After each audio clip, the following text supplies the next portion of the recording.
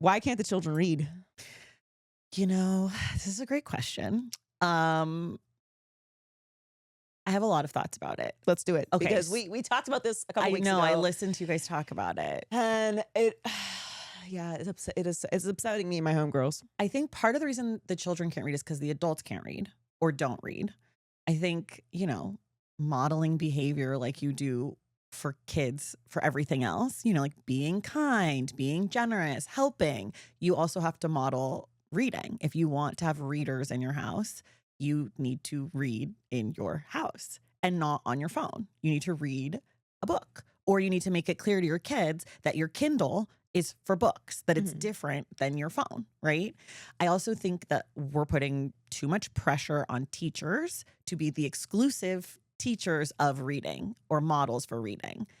The teachers are being forced to teach to the test. They don't have time. They don't have energy. They don't have resources. They're not being paid.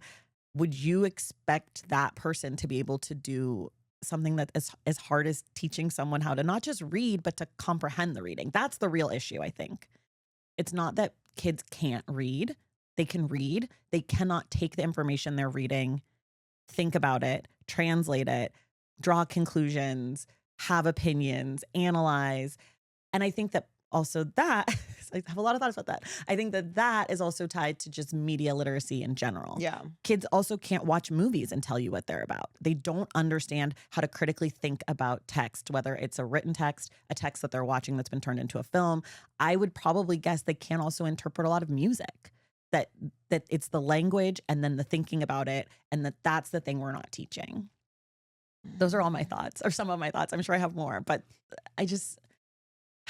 it's a problem. And I also think we don't do it.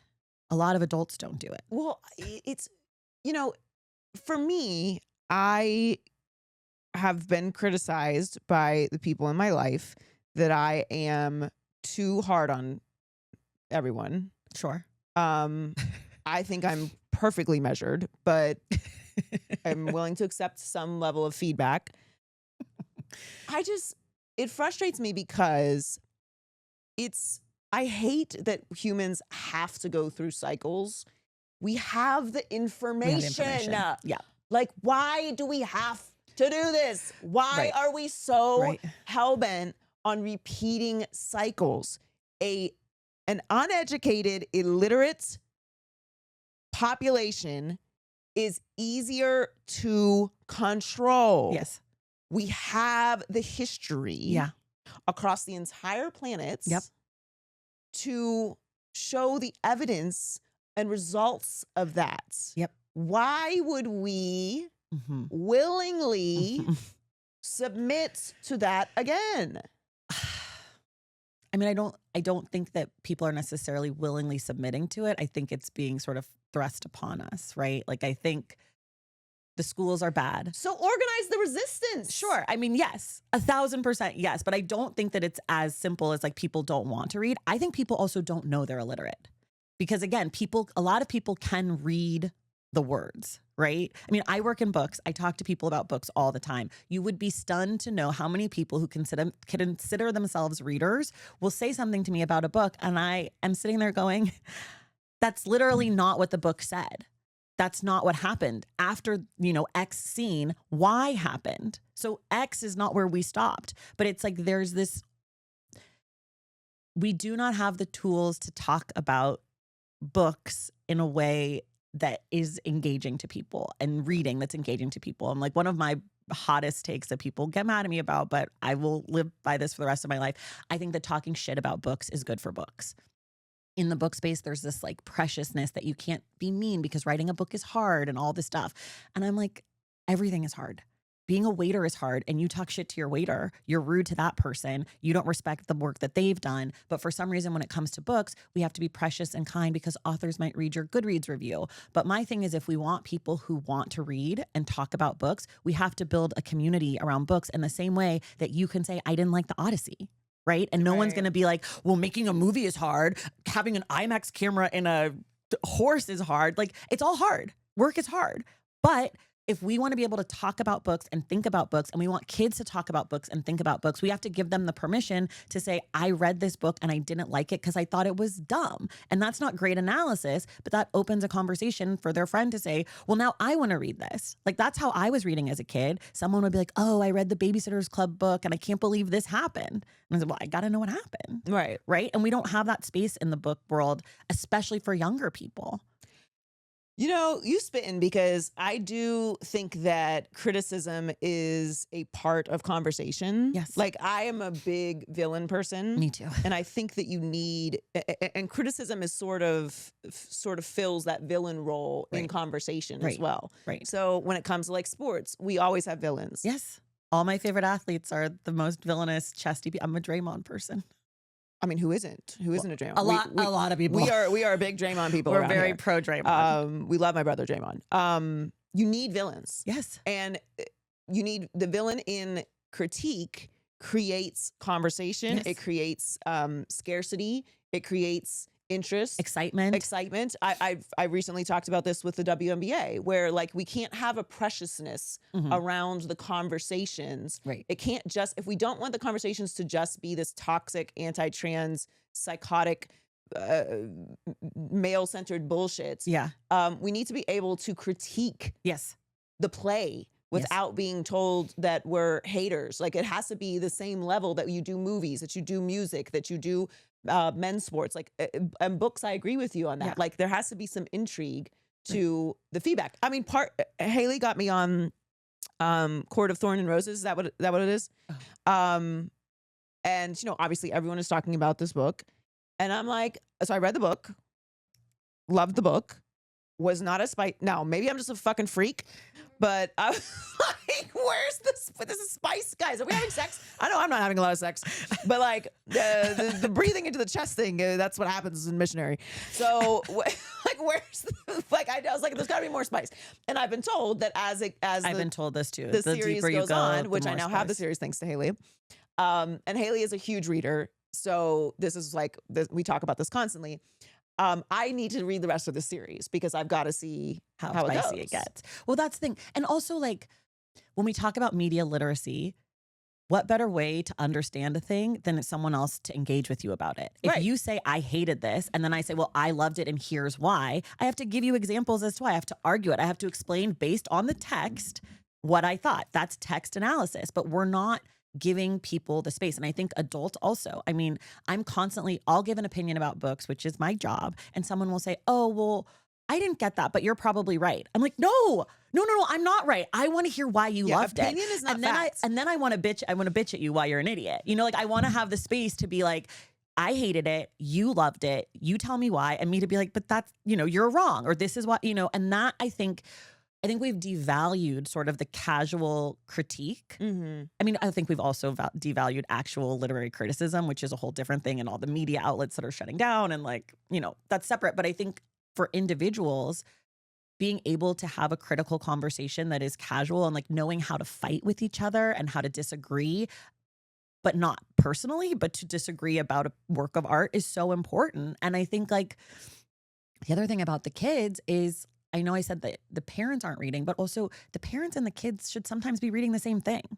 Yeah. Like, you should sometimes maybe book club with your niece or nephew or your child or, you know, your family friend. Since most of you can't read past 6th grade level anyway, That's you're cool. right. You're fine. You actually probably need to stay there. And like, parents, you need to run Goosebumps back. this is what I'm saying. Wait, my kids and I are reading this book called The Academy, and it's about a little boy who goes to a soccer academy in England, and it's amazing, and I'm obsessed with it. It's for like 3rd and 4th graders, but I'm obsessed. But the other thing I was going to say is also reading aloud to your kids, even after they can read, is proven to be very valuable for literacy, because you can have, you know, conversations about the text. I always stop and say to my kids, what do you think's going to happen?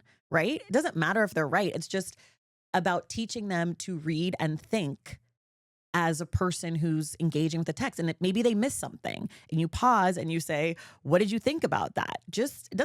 What they say is not important. It's important that you're giving them the space to think and read actively. Yeah. You don't have to start with the art of war. No. Like, just ease your way into it. But one thing I also think that we have gotten away from, and this is just my like elitism talking, and I'm not going to apologize for it. because can't I knew wait. where I grew up. I'm so nervous to hear what you're gonna say. I can't wait. No, we got to talk about people being dumb. People are dumb. Oh, And people like are dumb. we have to. It used to not be cool. Yeah. To be dumb. Well, like when yeah. you got called on to read in class And you couldn't do the it. anxiety of like, I really think that's a big part of at least our generation, why people were so afraid of speaking publicly, because the anxiety of it's your turn to read in class. You better not stumble over a word. You're going to get cooked. Yeah. You're going to get cooked. Yeah. If you can't read through this. And now I can't even imagine if teachers do that anymore, because I don't know. they can't read. They can't So we read. can't have a class reading session if nobody knows what these letters are. Right. And that was a real thing. Yeah. I just think we need to bring back smart being cool. Yeah. And like the term nerd has been, it's been repurposed to be like a good thing. Yeah. And I agree with it. Yeah. Right. Because when at least where I grew up Where you grew up in Pittsburgh, okay. the smart kids were not getting teased. Yeah. Like that was not a thing. Yeah. The smart kids, like we learned this in American Pie. The smart kids were fucking, okay? Yeah. The band kids were getting it the fuck in, okay? Yeah. Way earlier than most of the rest of us, actually. Yeah. Okay? So you had your cliques, you had your groups, but it wasn't a cool thing to not be smart. Like No. like not getting good grades was not something we celebrated. No. Like it wasn't a thing. So when someone was like, "Oh, you're a nerd because you're a lame, not because you're stupid." Yeah. And we've gotten to this point where we've celebrated so much dumb shit. Yeah, I mean, get look at it. the White Sometimes House. we need to watch. Well, even before that, though, Right. Like, but like we were the celebration of like the fact that we have elected a person to be the leader of our country who also cannot read. Like, I think that that's modeling again. But in order for stupidity. us to get there, like in order for us to get to a point where a babbling buffoon like Donald Trump could even have the audacity to run for president, the groundwork had to be laid for people to think that that is acceptable. Well, this is a country that loves a scam also. Like we love a con. And so I think we love a con more than we love a smart person, because a con person is a smart person who is, you know, emperor has no clothes. That's like so I think such an American thing. And so I feel like if you can do that and be charming and be whatever, you don't have to be smart in this country. We don't value education. Obviously, we don't pay teachers. You know, like it's like that's who we are. Yeah, you're actually right about that, because fundamentally, and again, this is my elitism. I am fully acknowledging my privilege, my elitism, my me being angry at people who are not intellectual. Like, throw it all my way. Fine. Okay. I grew up in a home where we had to read books. Same. We went to the library and would bring baskets, literal laundry baskets, and check out as many books as the library would allow us. Right. And read. We had to read books per week. Yep. Then we had Book It. We did all the book shit in my house too. I'm from Oakland, so I'm from the Bay. You can't be dumb in the Bay. It's like illegal. Like for like legitimately being stupid in the 90s and 2000s in the Bay is like nobody fucks with you. People weren't like, not in the way like it is, you know, you've got Berkeley and, you know, like that wasn't the case in Pittsburgh, but it was like, what do you mean you can't read? Yeah. People get fried. And like the bully, that gets an appropriate amount of bullying, because like, okay, you want to know how to read. Cool. There are people that can help you and teach you. My mom was a teacher for years. She's excellent at teaching children and people. She taught all of us how to read. Like that's her bag. And it's not like, I think we should probably say, just in case people have feelings, we're not talking about kids who are dyslexic. Right? Like, oh my God, fuck off. We're not talking about anyone who has a problem. But like, we're talking about normal people. We did have friends who who were dyslexic, who really couldn't read very well. And like, that was a thing though still. Like we would be like, yo, Dub can't read or whatever. But he was hella it's even smart. Funny when you say you know what I mean? But like that was a literal, this person can't read. Like that was like a literal, this person can't read. Do you know what I mean? Versus like, you don't know how to read. And this friend that I'm thinking of, he's actually like one of my smartest friends because he learned how to do all the stuff you do with reading without actually having to read. He learned how to like take context clues and interpret, right? Like sometimes having a Dove can't disability. read. Shout out to Dove. Shout out to Dove.